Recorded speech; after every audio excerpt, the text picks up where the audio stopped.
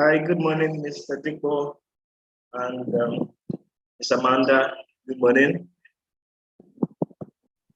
Hi, good morning. Good to see you. Welcome. And thanks for coming early too. Very glad to have you. You're welcome. Okay. Do you have your slides ready? I haven't received them. Yeah, I have them. I was just asking Mr. Fashola if I should still send mine. Okay, maybe you could send it after the program. All right, no problem. All right, thank you very much. We'll start shortly. Thank you so much.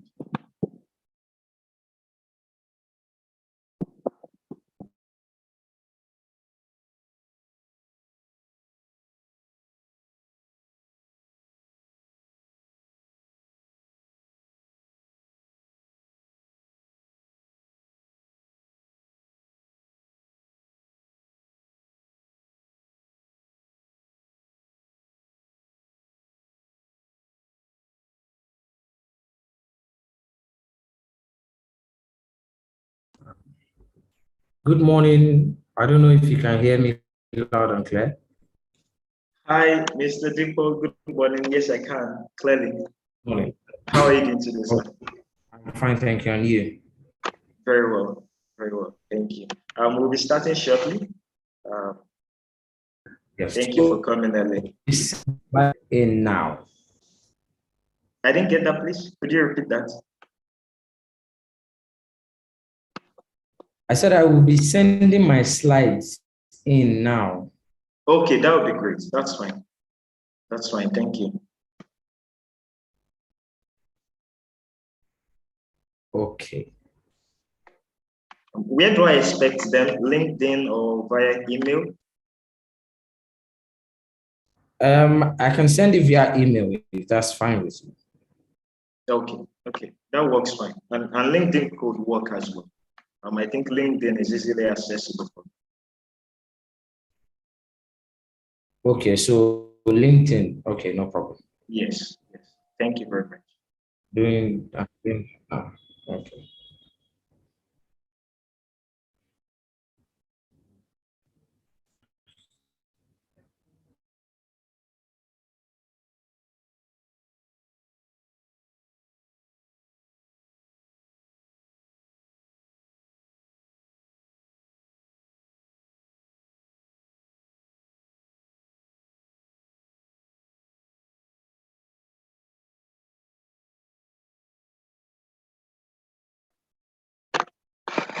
Hi, good afternoon, everyone, and welcome to today's webinar launcher series.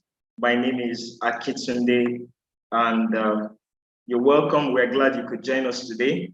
At ESQ Trainings Limited, our mission is to expand the frontiers of professional learning with courses and trainings across various areas of expertise.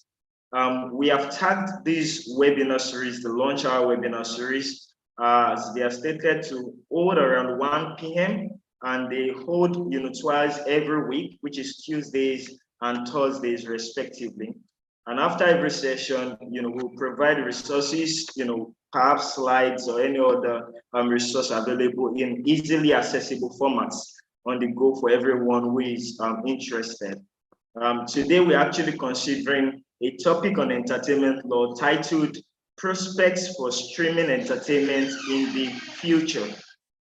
And, we have our esteemed panel with us today, Mr. Oladipupo Rufai, who is a partner at Stalwart Legal. And we also have Amanda Uzoagba, a legal executive at Ebony Life TV, who would also be speaking on today's topic. Right, so if you have any questions, please do well to drop them in the Q&A, and in due time they will be answered.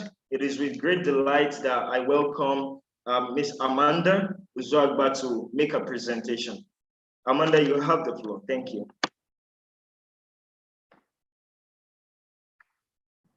Okay, hi. Good afternoon. Oh, sorry, lighting is not correct. It's not good. Sorry about that. So I think I'll just switch to no video. Hi, thanks so much for having me. First of all, I didn't know I was going first, but no problem. Let's just get straight to that. I'll just share the screen.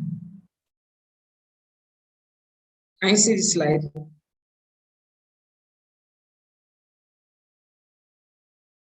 Hello? Oh, yes, we can now. We can, clearly. Thank you. Okay. All right. We'll be talking about streaming from the angle of profit participation in the movie industry. So basically, I broke down the topic into into 5 points: the introduction, streaming entertainment in 21st century, legal framework of streaming entertainment, profit participation in the movie industry, as well as profit participation and streaming.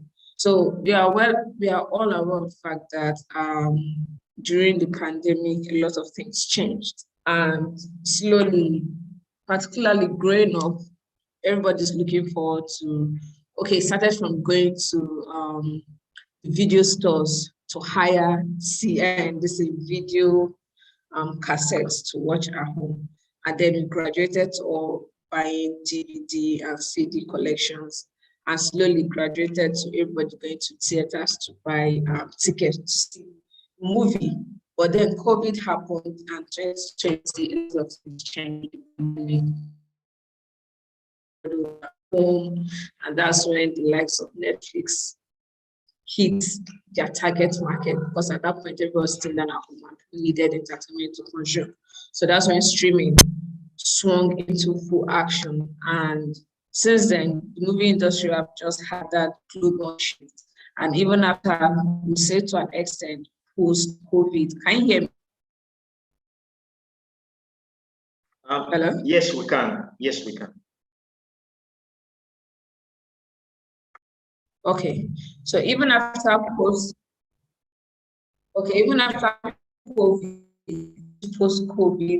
to an extent, post-COVID times, realize that theaters are still, cinemas and theaters are still finding it a bit difficult to pick up from where they left, because people have gotten used to the whole streaming.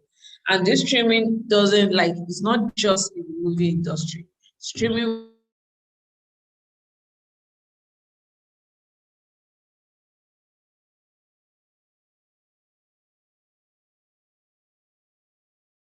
streaming an event.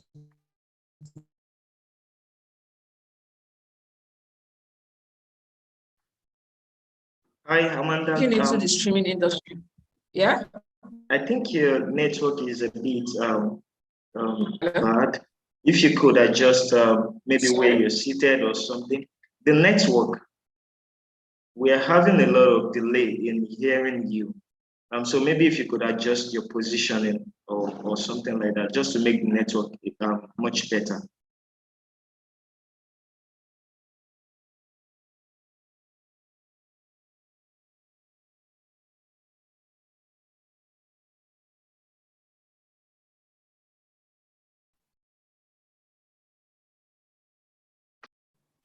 Hello?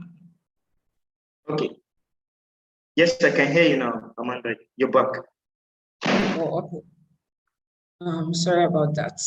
So continue from where I stopped. You can see the screen, right? Yes, it's loading.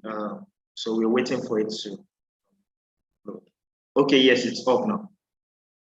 Okay. So popularity of streaming platforms have led to a serious upgrade and acceleration in digital entertainment. And numbers we are counting as at 2020 was a climb to $61.8 billion, which is like a 31% increase. And since then, I think so far up this on record, the only movie, because what we've noticed that most of the movies that are being released are going straight to the streaming platforms, because during the COVID-19 period and a little bit post-COVID-19, a lot of these streaming platforms, Hulu, Netflix, Disney Plus, Apple TV Plus, Stars, Peacock, most of them hit deals with these production companies. So when we make movies, the movies go straight to the streaming platforms. And so far to this point, only Spider-Man that just came out, No Way Home, was the only movie that went only to theater. I was able to hit $1 billion in the global box office. So in as much as everybody is all excited about streaming platforms and all of that, it kind of changed the games, and it has its pros and it has its cons. So because of it being available, we have lesser content creators and production companies interested in going to cinemas. Everybody wants to go to streaming platforms because with that you have a global reach. You don't have to worry about doing your marketing in Tokyo or in Japan or in the US or in South Africa for a movie to go through. You just have to sign up with the likes of Netflix. Netflix has worldwide distribution, and if your deal with them is worldwide, then you have your movies all over the place. But one of the cons, which most people are still struggling with when it comes to streaming, is that with the streaming, it's hard to detect the success of a movie. So, those days when you could easily say, oh, this movie had the best opening week in box office or the highest grossing movies of all time. It's hard to do that. It's hard to calculate that numbers with streaming platforms because streaming platforms calculate per view. And even per view is not, the fact that we have 200 million subscribers doesn't mean that 200 million people were interested in watching Red Notice when it came out on Netflix. It could be half of that number, it could be more of that number. Some people join and watch the movie and leave. They are not active subscribers. So with that, the industry is still kind of going through a back and forth to accepting that streaming is here to stay. But based on the numbers that PwC released as of 2020, he projected that with streaming, things are going to get better. And he projected that there'll be between 2020 and 2025, there'll be a 5% increase growth, which should generate about $2.6 trillion for the industry. And as well as that, so look at it, in as much as the cons are there, the pros are still the global reach and the more money being made. Now production houses can take deliberate steps into deciding what kind of movies to bring out, because like I said, the likes of Netflix, Hulu, and all these streaming platforms use numbers to use data collected from how their customers interact with this content to determine what productions to greenlight and what productions not to agree with and all that. But even with that, there have been a few lawsuits that have kind of given a little bit, it hasn't really given so much shape to the streaming industry as to a legal framework to an extent. And one of the ones we saw was last year with Black Widow, was suing Disney for releasing the movie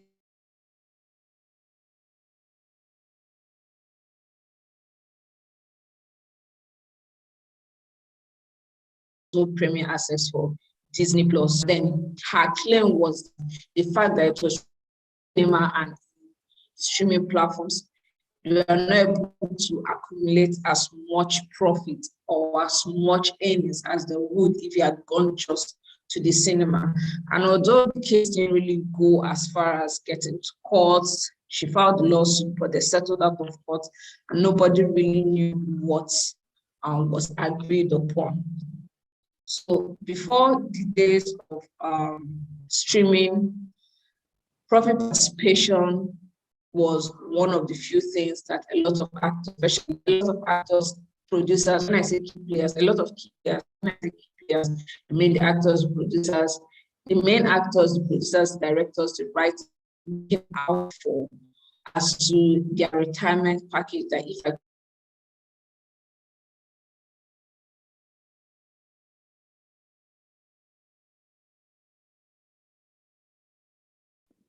Hello, Amanda, can you still hear us?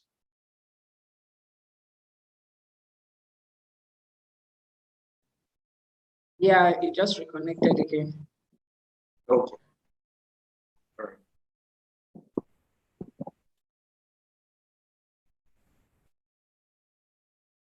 So profit participation was one of the few things that players in the industry we are looking forward to as being planned. So for example, in the movie industry, the way artists can create content and create music now, and throughout the lifetime of that copyright, they keep getting royalties from it, which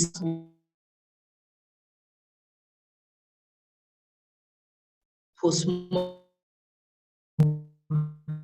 So with that movie industry, there are a lot of key players we are looking onto, we are holding on to, and a lot of them rated that in their deals, especially when it comes to series and sitcoms, where you know that it's going to have a longer runtime and there's possibility of syndication and reruns and spin-offs and all of that. So with the way profit participation worked was through MAGR,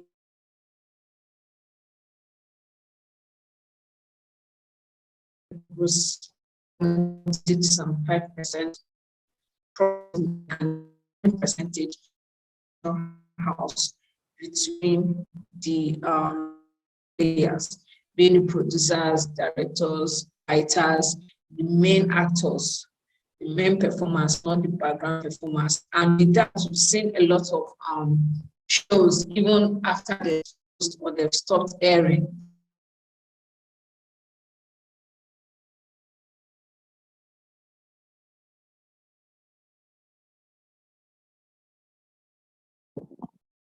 Hello, Amanda.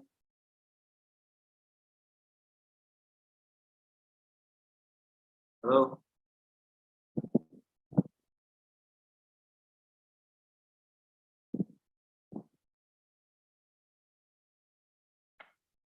Amanda, Can you hear can you me? still hear us? Okay, yes, I can hear you now. Apologizing for the network, I don't know why it keeps cutting. So one of the few of the people that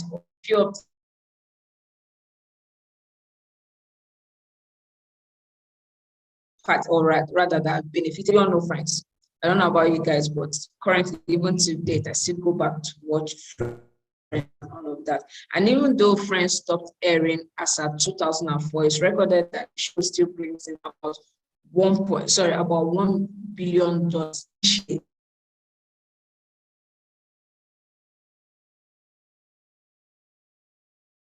So residuals are equal to royalties, just in moving get percent annually. Each annually. That means each of them gets a paycheck of $20 million each year. And this was since the movie stopped airing in 2004. So since 2004, from 2004 to 2022, each year they get their paycheck for this amount of money. If you other put that benefit,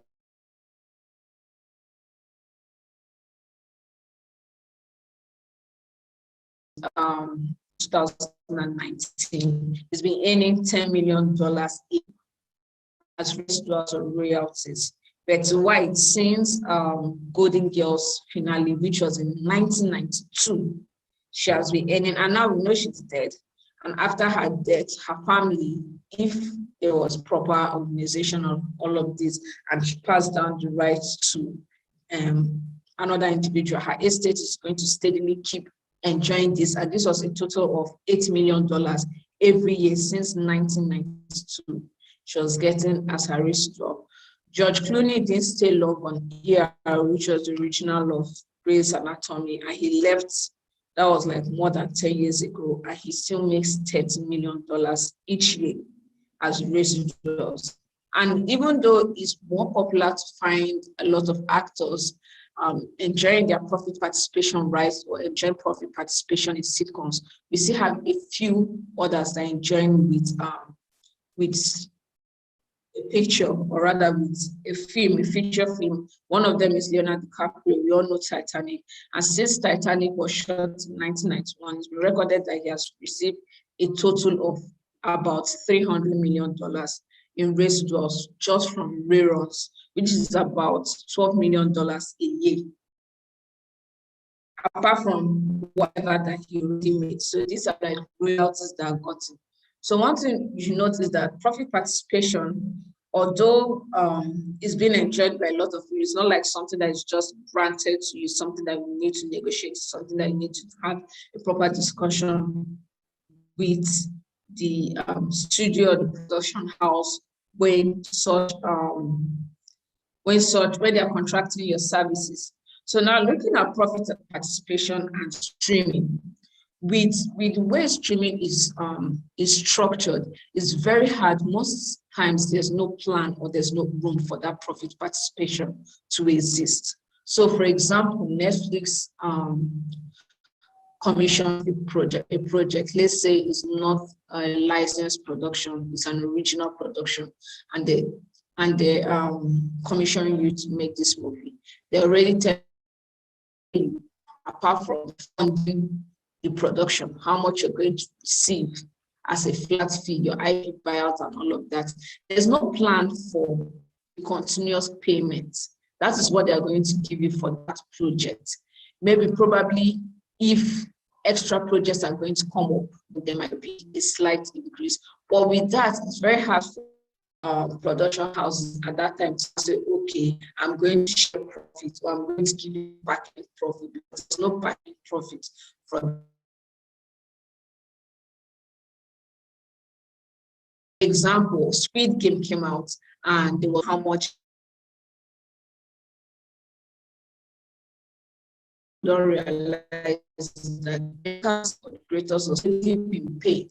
So whatever money that is being generated is not being enjoyed by them. They are not getting the profit from this. But what will happen is that based on the numbers accumulated from Squid Game, the first season that dropped, they can now decide how they want to negotiate extra season if they are going to be commissioned for it, or as they've already been commissioned for it, to give them a better chance to bargaining for better pay. So with streaming networks or with streaming platforms, what you see is if you're commissioned to make a series, that's why I say profit participation to an extent works better with series that have longer run time rather than motion pictures. Or you're not sure if there's going to be a continual part, so a limited series coming after that. So with series and these streaming platforms, what you get is that if they commission you to produce, or rather to commission the production for season 1 of this, there will not be a process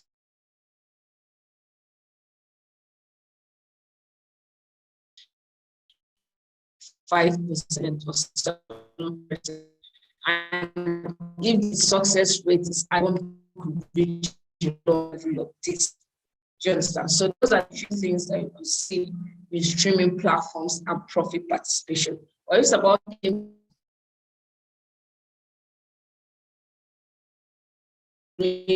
old necessary.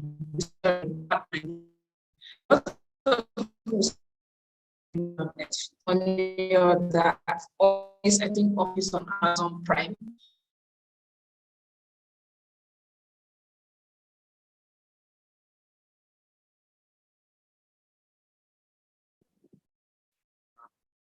So sorry about this, everyone. I think Amanda is struggling with finding a good network reception. So please just hold on for a minute or for a few minutes. She'll be back. Thank you.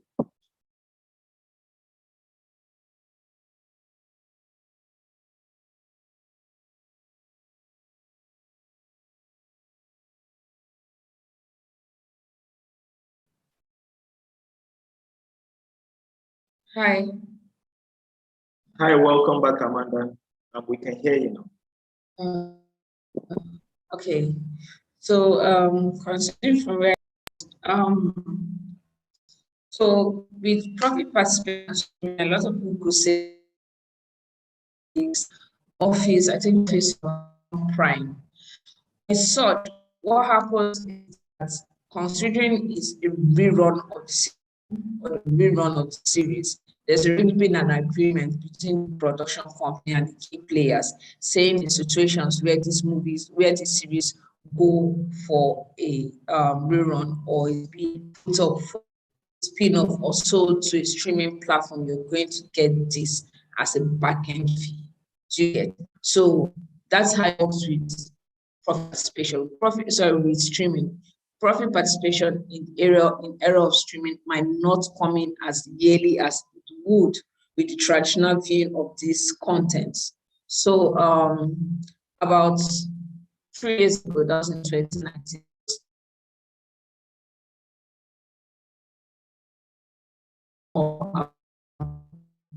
content stream on the in profit for the key player, the content, but there's no record of it being in actualization at the moment. So the plan they had, or the model, which was called per point model, was supposed to work like streaming works for the movie, for the music industry guy. Stream you get as a particular calculation where maybe 0.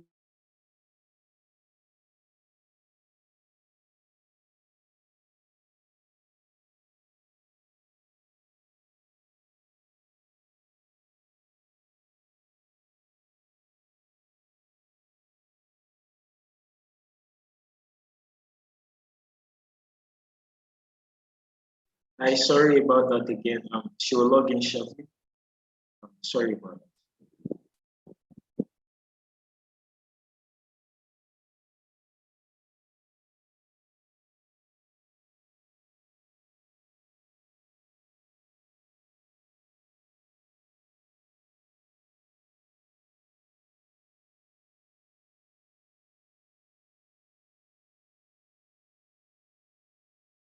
While we wait for Amanda, please, if you have any questions that you would want to ask our panelists, do well to use the Q&A button on your mobile app or your computer. Thank you. Amanda, I'm yeah, so you sorry can take about over. Yeah. the network issue. I've switched to a better network, or rather, switched to another network. This will be better. I'm sincerely sorry about that. So, as I was saying, Disney Plus wanted to come up with that model which will emulate what the music industry people are enjoying. But at the moment, there is no data, there's no information out there showing that this model was successfully created and put into use. So at this moment, profit participation in the world or in the time of streaming is still kind of new. The platforms, streaming platforms, production companies are still trying to figure out how to make that work for the key players in the industry. So one of the good things about your profit participation rights is that the fact that you own that right doesn't mean you have to die with that right. You can transfer the right, you can sell the right, you can do anything. So most of you, I don't know if most of you watched 2.5 Men, but 2.5 Men, which originally starred Charlie Sheen before he left, he had his profit participation rights in check.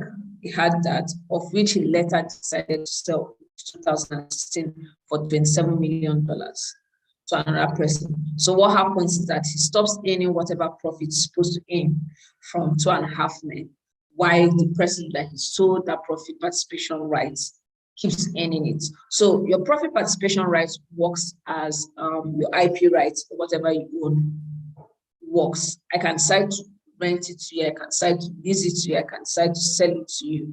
Like, for example, early this year, there was news of John Legend selling his catalog music to someone else for all the songs that he has written. So like that, profit participation rights can also be dealt with that way, just like intellectual property rights. So bringing it down to Nigeria, in Nollywood, there's no existence of profit participation. But I think the same way we're still catching up with the idea of intellectual property and owning your content, and of which I feel we're even catching up to it because of the fact that most of the streaming platforms ask for chain of title to show that you actually own the work, to avoid the situation when you put certain content on their platform and there's copyright suits or infringement suits going up. So the industry is still looking at it as more of a cash and carry kind of industry. You want my services, you pay for the services, and we move on from it. But that doesn't mean that there are not still few people that are experienced or well fasted in this or well guided as to their management and the lawyers that they have in their career life that advise them. So most of the things you see in the industry is for productions that were not already pre-licensed or pre-commissioned by any broadcaster or streaming platforms. So what happens is that such production, the creators of production, producers, and everybody involved and people that own it are not sure of the destination of this production yet. They only know, okay, they want to go to cinema, probably shop into a few of these streaming platforms. So in such scenarios, the actors or the key players can decide to negotiate that when this production is finally sold to a streaming platform, they get a particular pay cut. So they could get 2%, they could get 3%, they could get 5%, they could get 10%, depending on what was agreed on. So we've seen that a few times. Personally, I've seen that a few times happen in Nollywood, where after that sale is done, then the production company sends over your paycheck to you. Another trend I've kind of seen, and I've been in position to work directly with it, was when an actor was acting, or rather was negotiating that if the movie is up for a spin-off or for a rerun or is being extended in any form of way, his permission has to be sought after first. He didn't have to say, oh, I want to be paid $2 million, I want to be paid $5 million or anything. He just said, you have to seek my permission first. What that means is that by the time you come to seek for his permission, you're going to have to pay something. He could easily negotiate and say, okay, because you're considering a spin-off, I'll be in the movie, or I'm going to coach whoever is going to play my role in this movie, or be known for this character over time. I'm going to receive this sum of money from whatever is being paid, either as production fee or the production budget or the IP buyout for the movie and all of that. So those are the few scenarios I've seen in Nollywood. But I feel it's very necessary, just like the entire world is still trying to figure out profit participation in this new age and time of streaming. I feel it's necessary for Nollywood to also come to that point with profit participation. Because truth about it is that if you create a work today, I can comfortably for the next 10 years or 15 years or 20 years. That's if there's no restriction as to time frame of when you enjoy the profit participation, because that will happen. If there's no time frame to that, that means as long as you live, as long as the movie or that content is still valid under intellectual property, that it hasn't gone into public domain yet, you're going to keep earning a certain amount of money. Even if it's $1,000, there's this fulfillment that comes with it. And also I think it's going to help with more like a retirement plan, because eventually you will leave the industry. You stop being an actor, you stop being a writer, a producer, a director, and move on to something else. So just like I keep mentioning the music industry, because I feel the music industry are the only people to an extent that have figured out that royalty and additional earning kind of system, although it's still a work in progress for them. But the same way I can comfortably, after 15 years, decide that, okay, I don't want to keep earning this money, I want to sell off my rights to someone else. I believe that the actors, the key players, people working in the industry, not just the ones we see on the screen behind the scenes, also have that room to earn from the works that they are creating. So I've come to the end of my presentation. Thank you. I really hope I delivered. So if you have any question, please.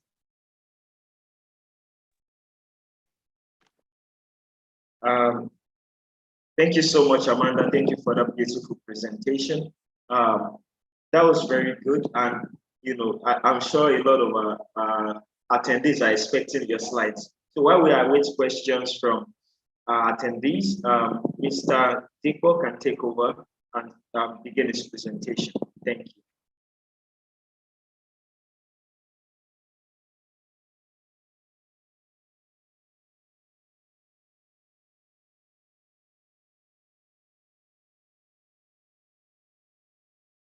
Hi, Yes. Mr. Dicaprio. Okay, all right. That's You were everyone. muted. Oh, Yeah. sorry Good about that. afternoon. I hope everyone can hear me loud and clear. I would like to say, first thing, Amanda, thank you very much. You've covered a lot. I think you've even made life a bit easier for me, so I can just focus on what legal framework and regulatory landscape of streaming media is and will cover, and then the impact of technology on streaming entertainment. I would try to make it more of a discussion, so we don't just go all legalese or make it look like a lecture theater. I would share my screen now.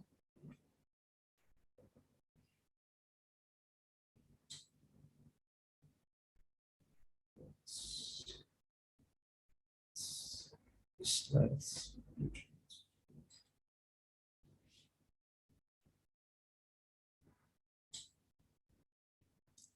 So if that is not coming on now, maybe we can start and it will come on later on. So I would start from streaming media. Streaming media is video or audio content sent in compressed form over the internet and played immediately rather than being saved to the hard drive. What this would tell you is naturally we're in a phase where access to media has come a long way. And we cannot say there is a media or media advancement without, we can't say there's media or media advancement without technology. Outrightly, technology is what has given birth to media. Now, digital content and streaming mediums.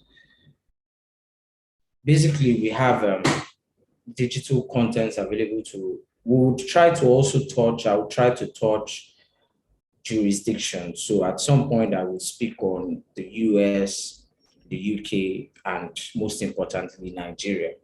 So social media, Facebook, Instagram, YouTube, all serve as streaming platforms, podcasts, platforms, messaging services, Zoom, Google Meet, Skype, then the popular ones, Netflix, Hulu, HBO. So we'll start from history of film. Basically, we can say that film has come from the point of where it was just a mere theater showing sometime 1895 to going to television broadcasts in the 1920s and then moving to video or what we would call film tapes back in the 1950s. Before then, giving birth to what we all know as the video home system, VHS standard, which was developed by the Japanese company, which eventually allowed video cassettes to reach mainstream audience by 1976. With time, video cassette technology later grew cheaper and more popular, which obviously with the continuous evolution of technology in sometime around 1985, when the company that more or less is seen to have changed the more or less revolutionized the video rental industry, Blockbuster. This came in and started acquiring rights to distribute media, including video games, which generally can be said to gradually have paved the way for streaming companies to rent out and stream content.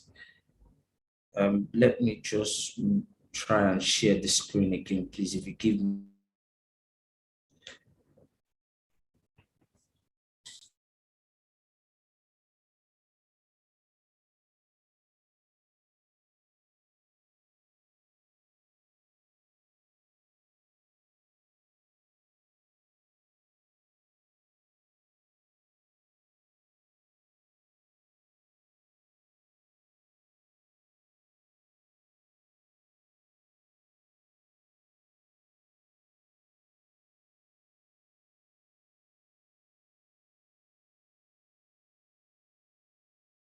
Again, while we await Mr. Nichols' slides coming up, please, if you have questions for each of the speakers or for both of them collectively, do well to drop them in the Q&A button or segments thing. Thank you so much.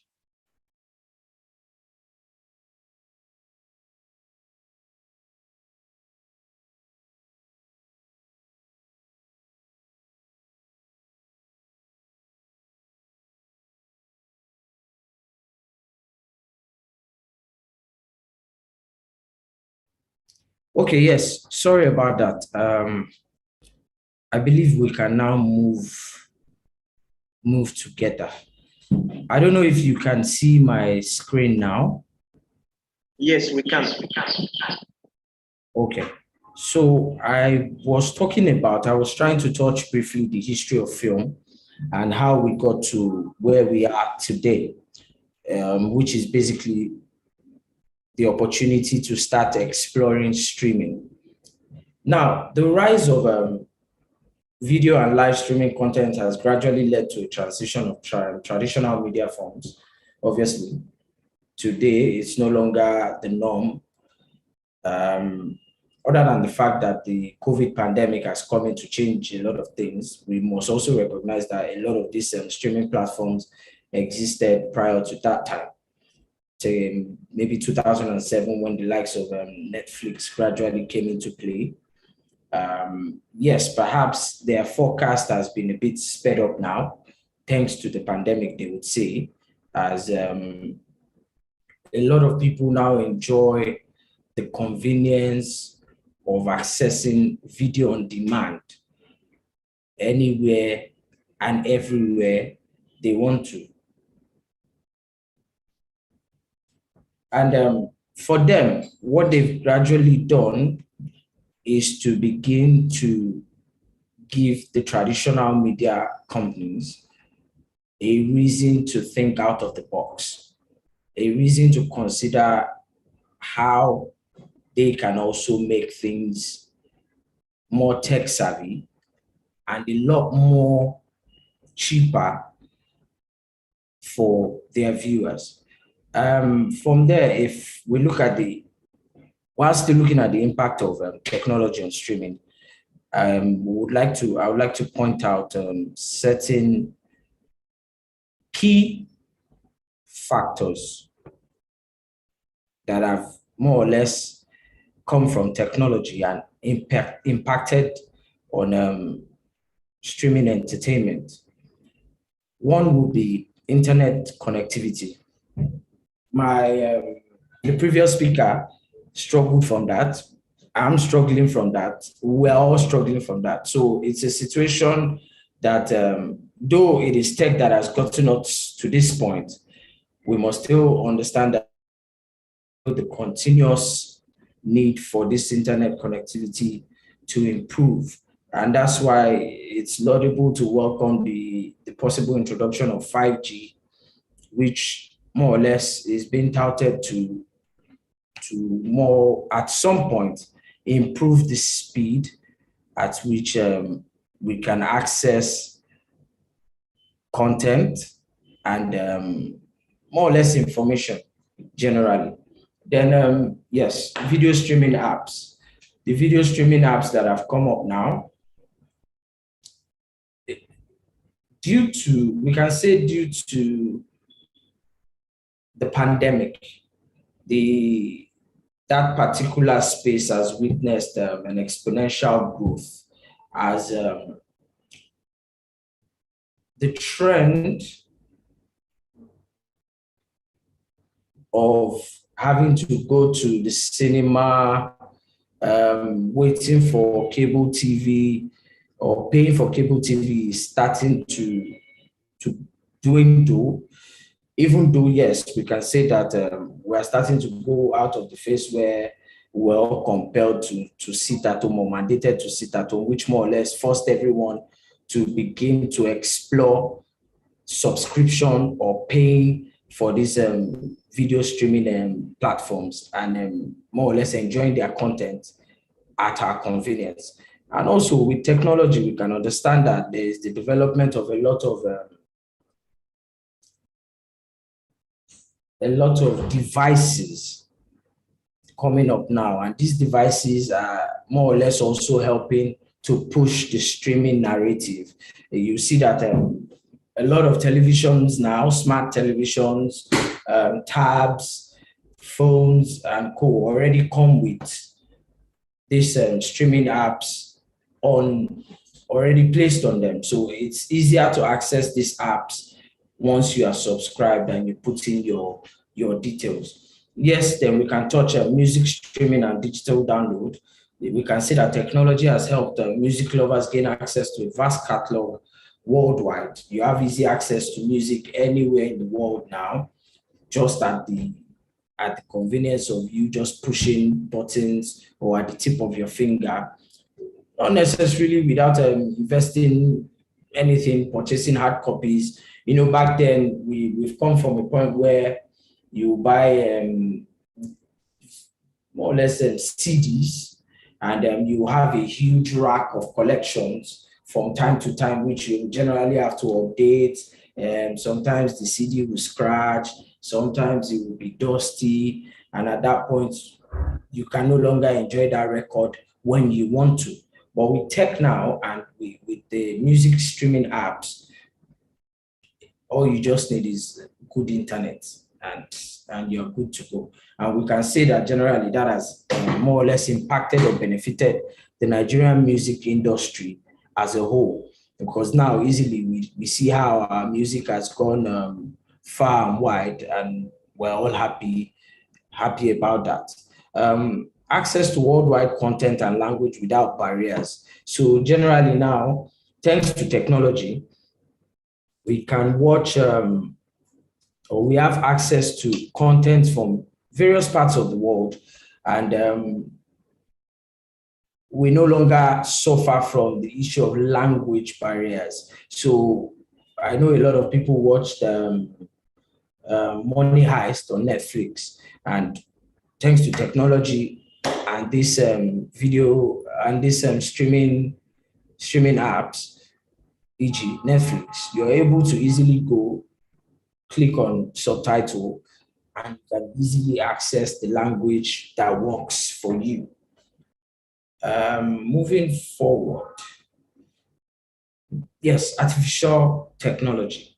There's a lot of attention coming into this space at the moment, as it provides real experiences and innovative and an innovative environment. It basically makes content and engagement more interesting for viewers or for fans. Yes, and we can look at how this has been helpful to the gaming industry. So yes, I know that generally now there are new live streaming apps also coming up that try to also engage the gaming industry, such as Twitch. So you see that a group can exist where gamers are playing real time. They can communicate with themselves. They can share ideas with themselves while still playing their games. Or you can just go on the platform and then watch other people play games. Generally, this space particularly saw a lot of growth during the pandemic. Yes, and AI is generally taking the not only entertainment space, even on Instagram, you see that situations where you have conversations with people, and then before you know what is happening, whether it's in real time or on your page or sponsored ads, you begin to see things that you had spoken about, or even things that you had thought about, which becomes very worrying for some of us. Yes, and cloud storage. So with technology now, just like I touched with the issue of buying hard copy or hardware materials, with cloud storage now, you enjoy easier access to your content. you have more saving space for your content, which generally makes it easier for you to refer to this content when you want. And then also, it does not in any way hinder or reduce the quality of the content. Now, I will try to move to the legal framework and regulatory landscape side of things. Yes, we can say that technology has impacted the streaming entertainment space a lot, but just like we all know, with evolution, there is always the need for our laws to also evolve and be updated from time to time. And with this and with this discussion, I will try to focus, though I will touch on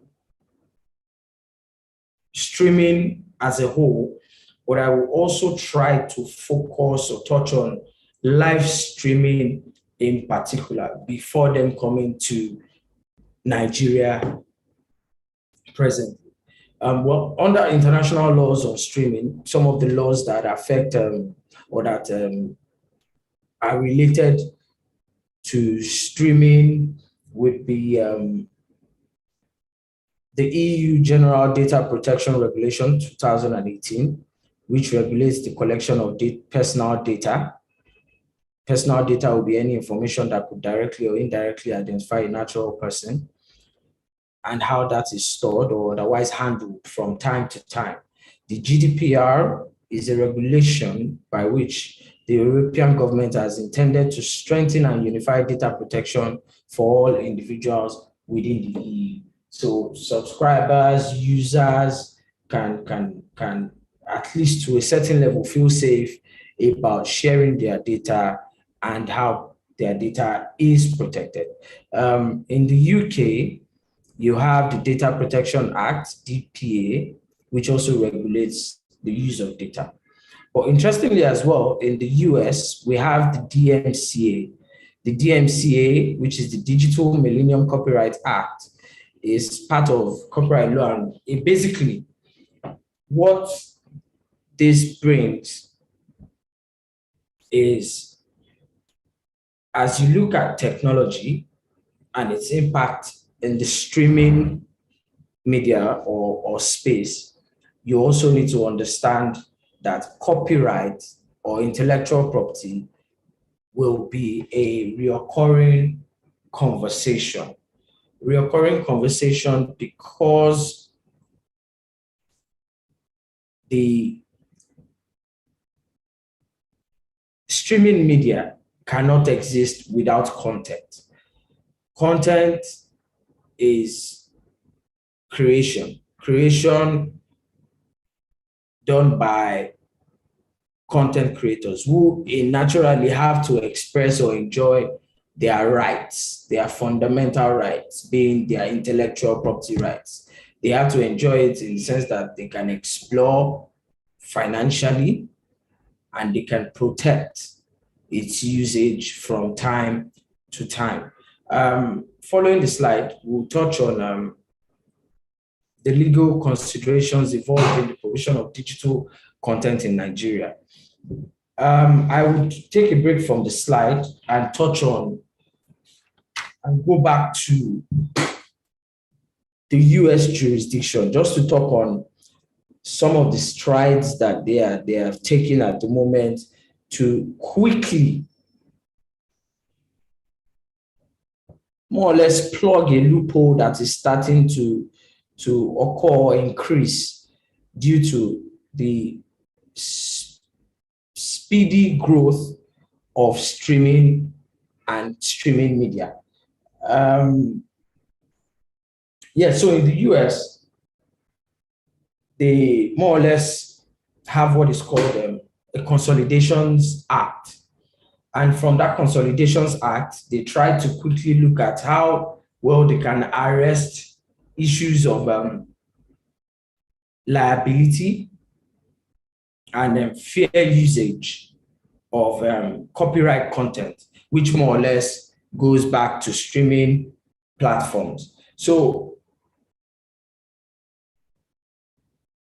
they more or less passed two key laws. One will be Protecting Lawful Streaming Act. I believe that should be covered here. Let me just go on.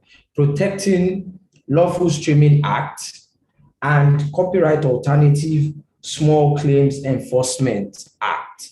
What this basically has done is, for the Protecting Lawful Streaming Act, basically it has come to help modernize criminal copyright law by ensuring the consolidation of penalties for illegal streaming, ensuring consistency with those that have long existed for illegal downloading and distribution. So basically, this PLCA has been put into play, basically with the mindset that there has to be a form of consolidation of penalties for copyright infringement, especially when related with streaming. And what that means is, if you are punished for streaming, you should also, if you are punished for downloading, you should also be punished for illegally streaming. Now, what copyright infringement has brought in with this advancement coming from streaming is that there's a lot of tension. Generally, there would always be tension between the digital streaming platforms, which are more or less known now as new media, and then the traditional media. Now, and basically this whole issue is centered around copyright and copyright infringement. Now, the live stream platforms, for example, such as YouTube, Twitch, just like I had mentioned, YouTube gaming, Facebook gaming, are more or less growing. And basically, they all sprung up and began to grow through COVID.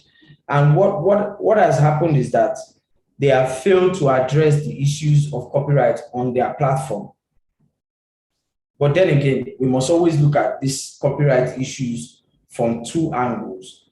The two angles will be that where the big studios, record labels, the content creators or financiers are complaining about their intellectual property rights not being well protected by these live streaming platforms. Content creators, on the other hand, and viewers are also more or less mumbling on one side over the, for want of a better word, overtly restrictive application of copyright regulations and the serious limitations that naturally should be termed under fair use or fair dealing. Fair use would apply in the US, fair dealing will apply in the UK and in Nigeria. Now, fair use will more or less be defined as, in lay language, more or less be defined as the ability to use content for non-commercial purpose or to share content for reasons that are more or less to share knowledge, research purposes, educational purposes, news reporting, and so on. And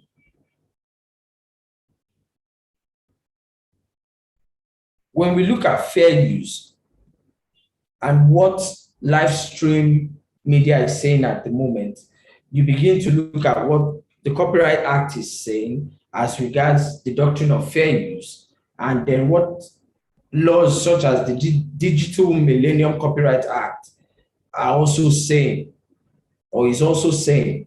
Now, DMCA in particular aims to prevent the unauthorized access and copying of copyrighted works without prior authorization of the copyright holder.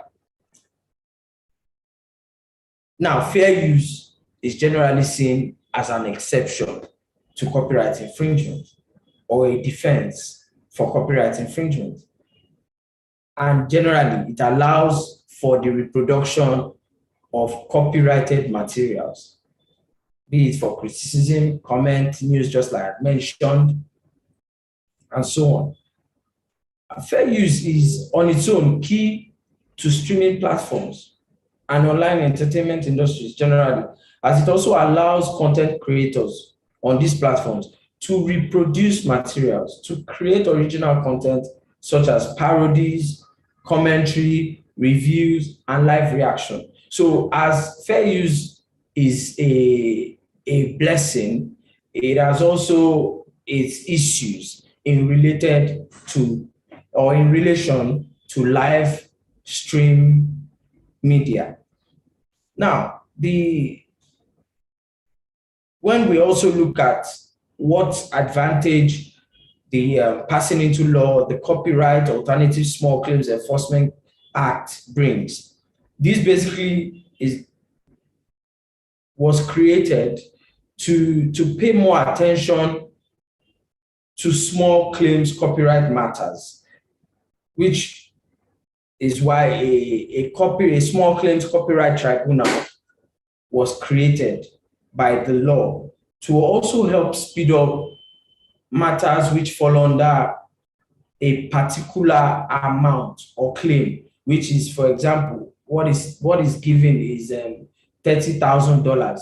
So for infringement matters that come up and fall under, and their claims fall under $30,000, they immediately go to small claims copyright tribunal.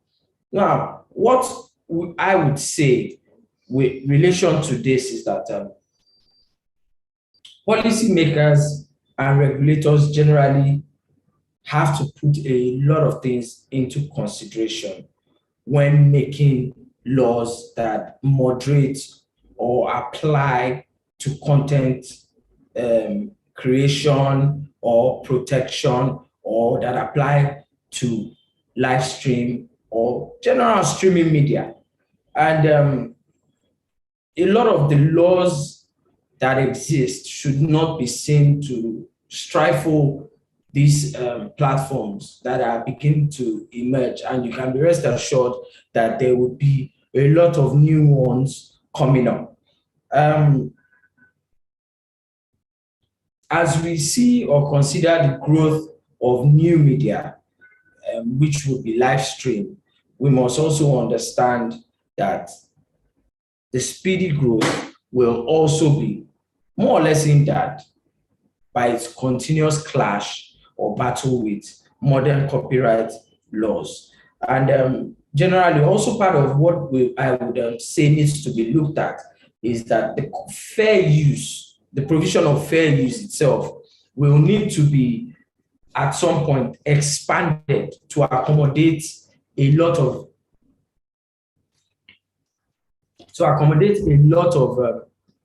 growing situations, as issues cannot be totally covered at once, especially when it comes to growing or evolving state of technology.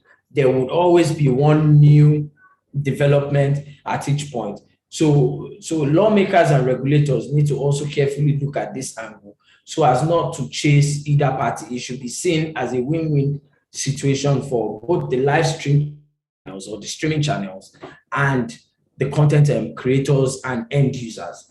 Now, I will try to come to Nigeria, the Nigerian jurisdiction. In Nigeria, we have access to a lot of these online streaming platforms, either shared by local or international content providers. However, for the purpose of doing business in Nigeria, providers who make these contents available to users in Nigeria may be required under the Companies and Allied Matters Act to incorporate as a Nigerian entity where they intend to carry business in Nigeria. Now, we have digital content providers may be subject to licensing depending on the service being supplied, Presently, there are no Nigerian licensing requirements for an online platform that simply facilitates communication between users in Nigeria. However, providers delivering professionally produced and amateur content in video format will be subject to licensing requirements of the Nigerian Broadcasting Commission. Now, there are 6 primary laws and regulations applicable to platforms that facilitate internet-based communications for users in Nigeria, whether in text, picture, or video format. And these laws cover issues of privacy, data protection, and security. These laws aim to protect the privacy of Nigerian consumers and govern how online platforms handle data of Nigerian users. These laws will include the Constitution of the Federal Republic of Nigeria as amended 1999, the National Information Technology Development Agency, that's the NITDA, Nigeria Data Protection Regulations, the NBC Act, which more or less gave birth to the NBC Code as amended, and then also we cannot leave out the Copyright Act. Now, in this slide, we've tried to touch on what each of these laws bring to the table and how they more or less affect the streaming media in the Nigerian space. Now, I will scroll through the slides so as not to take too much time and talk about impeding regulations. Now, we have all, through the slides, we can see what the NITDA and the Ndpr basically do.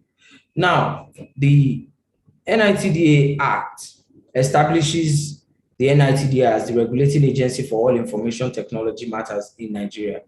NITDA is the principal regulatory agency in Nigeria for online platforms that facilitate consumers sending communications to each other via the internet in text, picture, or video format.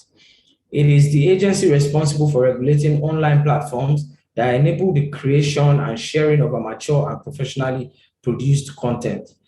It is empowered under the Act to make regulations and issue guidelines for the development, monitoring, evaluation, and regulation of information technology practices, activities, and systems in Nigeria and all matters related to and for that purpose. It is also empowered to develop guidelines for electronic governance and to monitor the use of electronic data interchange and other forms of electronic communication transactions. Now, the Nigeria Data Protection Regulations. Further to its powers under the Act, NITDA issued the Ndpr in 2019. The objectives of the Ndpr are to safeguard the rights of natural persons to data privacy, to foster safe conduct for transactions involving the exchange of personal data, and to prevent manipulation of personal data. The Ndpr applies to all transactions intended for the processing of personal data and to the processing of personal data irrespective of the means by which the data processing is being conducted or intended to be conducted in respect of natural persons in Nigeria. It also applies to natural persons residing in Nigeria or those residing outside Nigeria who are citizens of the country. However, the Ndpr does not operate to deny any Nigerian or any natural person the privacy rights he is entitled to under any law, regulation, policy, contract for the time being enforced in Nigeria or in any foreign jurisdiction.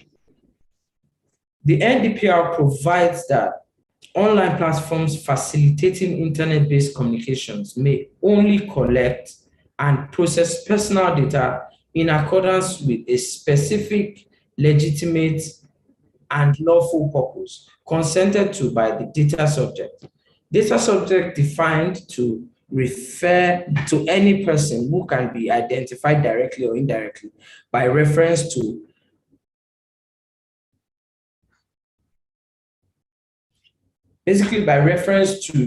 more or less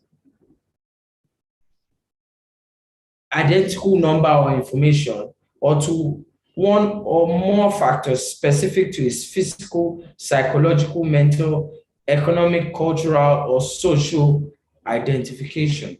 Now, NBC Act and NBC Code. Now, this is where it gets a bit interesting. The NBC Act establishes the National Broadcasting Commission, NBC, which regulates and controls the broadcasting industry. The NBC is the primary regulator for online platforms that deliver professionally produced editorial content to consumers in video and picture format. The NBC, pursuant to its rulemaking powers under the NBC Act, issued the NBC Code. Internet broadcasting, basically radio and television, is a type of broadcasting which is categorized by the NBC Code. The NBC Code mandates that all internet radio and television broadcasting streaming signals from and into Nigeria shall be licensed by the NBC. It also provides that all subscription, internet radio and TV that seek subscribers in Nigeria be licensed by the NBC. Therefore, online platforms that deliver professionally produced editorial content to consumers in Nigeria in video format must be licensed by the NBC. Such platform will also be subject to all other laws and regulations governing news programs, advertising, and sponsorship in Nigeria. Now, the Copyright Act basically governs the laws and provisions of copyright protection. It defines it. It provides, basically establishes what will serve as infringement, conditions for registration or lodging of copyright, what will serve as an infringement, and remedies available to those who their copyright has been infringed. So just like it says Section 1 of the Copyright Act defines copyright as eligible works, which includes literary works, musical works, artistic works, cinematograph films, sound recordings, and broadcasts. Professionally produced editorial content in video and picture format may be categorized as copyright eligible artistic works, cinematograph films, and broadcasts. In such cases, copyright concerns will arise. Copyright generally protects against copying or reproducing the works, as well as any unlawful public use of the work.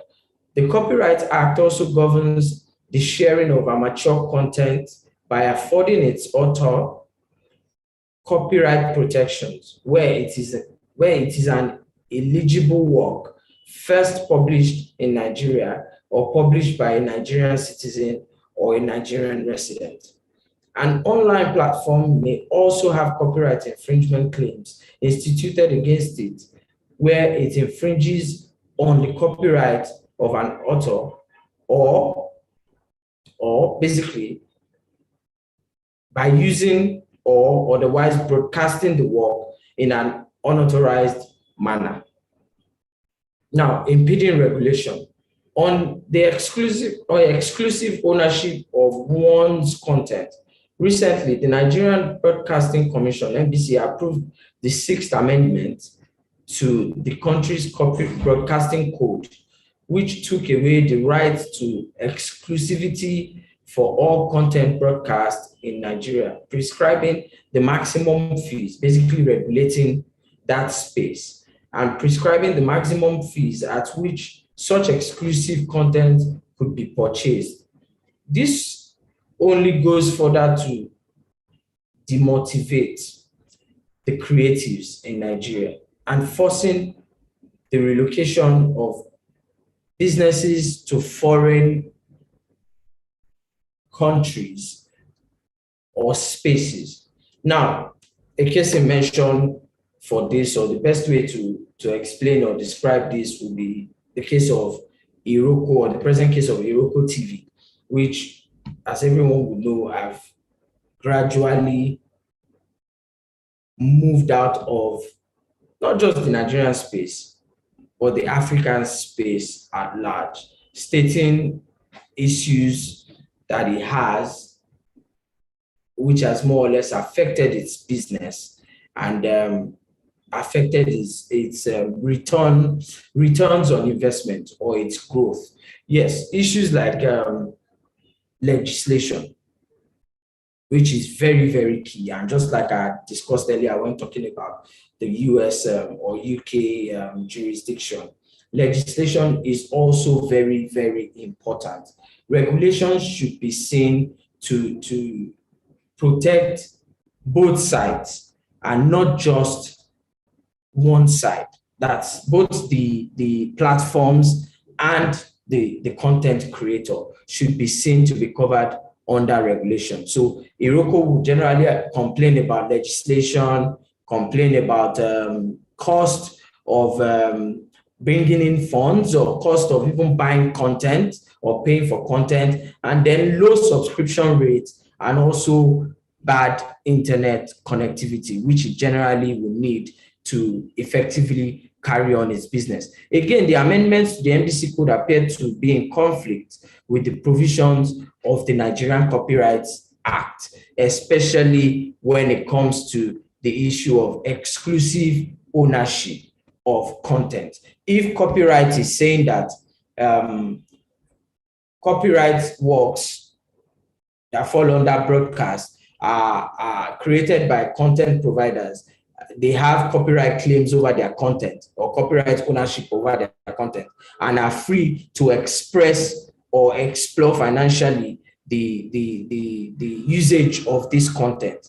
And then the NBC on one hand are making regulations that are more or less saying, look, you cannot control your content exclusively. You must be able to share this content with other platforms or other channels. Then it's an area for us to look at as a downside for growth of us also having emerging or encouraging emerging streaming platforms from Nigeria or from Africa as a whole. Now, the downside, when we talk of the impact of technology on streaming entertainment, we have to address the issue of availability and affordability of internet to enable the streaming of entertainment. High cost of internet and low internet connectivity across Africa still remains a major issue, especially to the streaming platforms as it affects their revenue.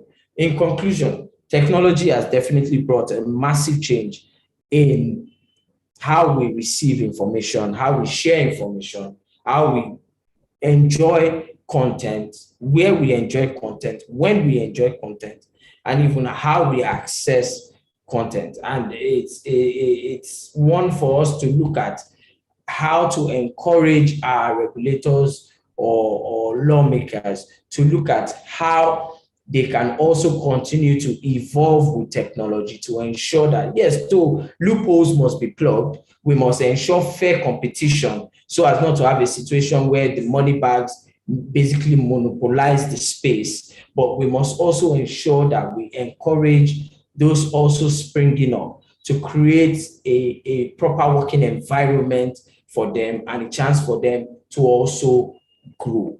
And lastly, before I close, because I can see the moderators already giving me time up messages, I always generally say that the best people to solve the problem are usually the creators of this problem.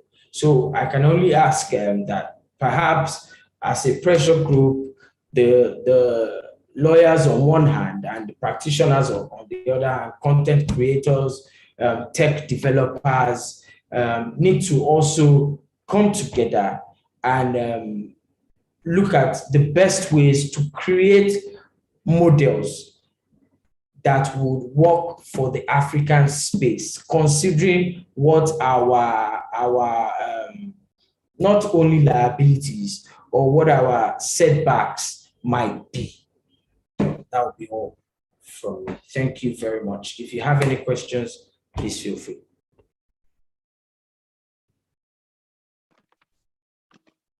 All right, thank you very much, Mr. Oladipupo. Thank you for your presentation. It was a very insightful and detailed one.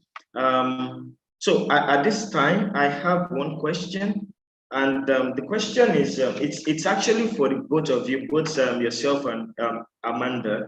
It's that what are the emerging, privacy concerns that the NBC, that's the Nigerian Broadcasting Commission, and other stakeholders in the industry, what are those privacy concerns they need to start looking into, such that when we are about to make laws or regulations that would regulate the streaming services, what are these things that we need to have in mind or consider? Do you understand the questions?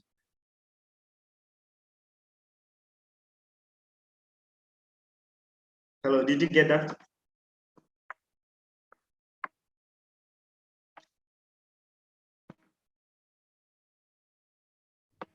Sorry, I didn't hear you.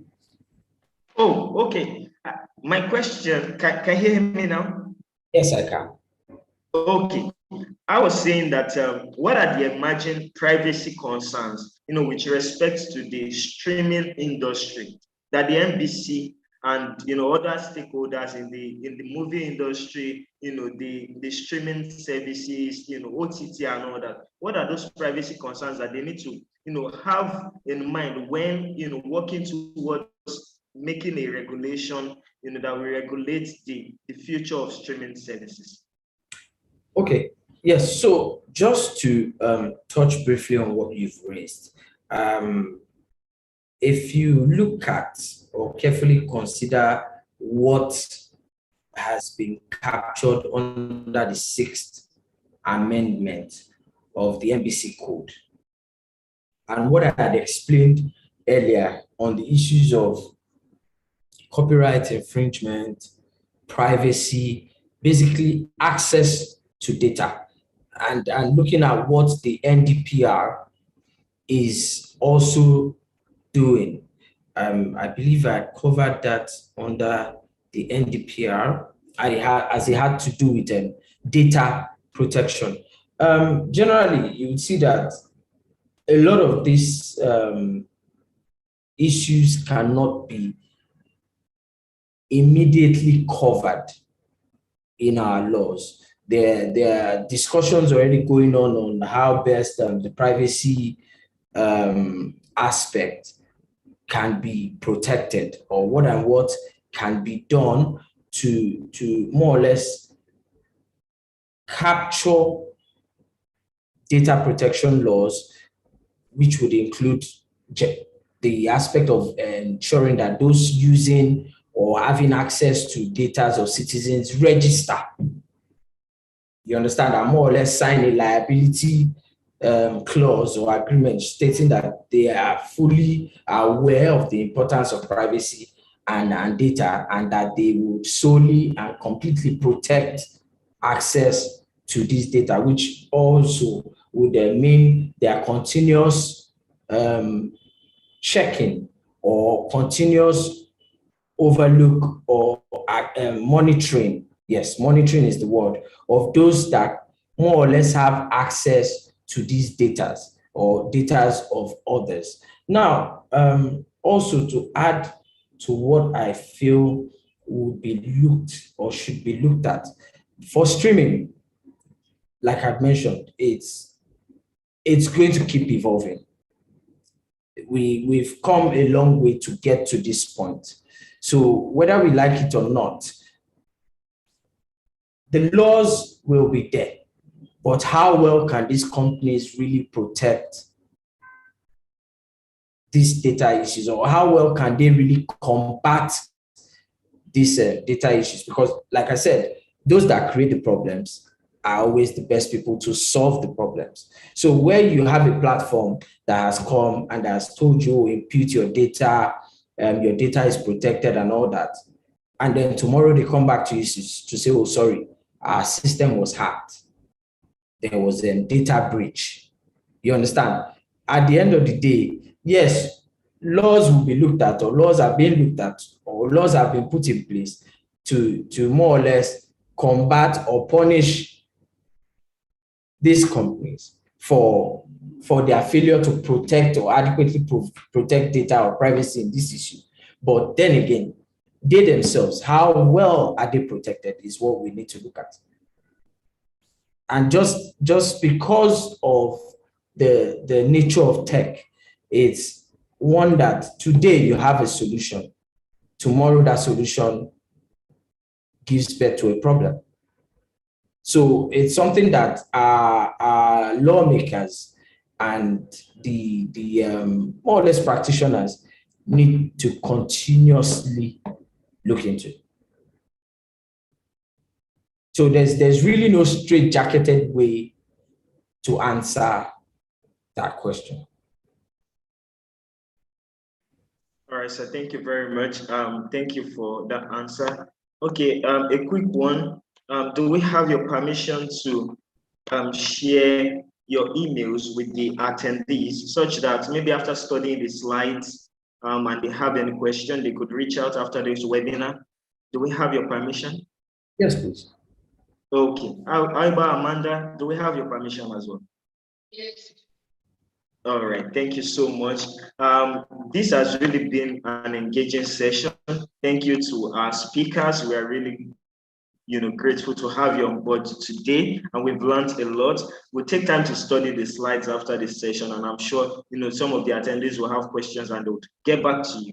And I want to say a big thank you to all our sponsors, African Law Practice, ALP, Farms View Solicitors, GLIs and Co., Advocate Law Practice, and DOA for making this webinar possible today. And I also want to thank all the attendees, for participating in today's webinar. Please note that our next webinar will be on Tuesday by 1 p.m. and the topic will be on debt in distress, how capital managers react to emerging challenges.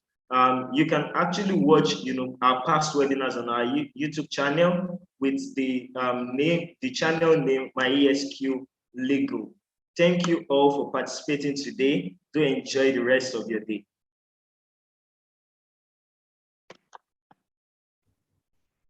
Thank you very much. Thank you, Mr. Jimbo. Thank you, Amanda. Really grateful. Thank you so much.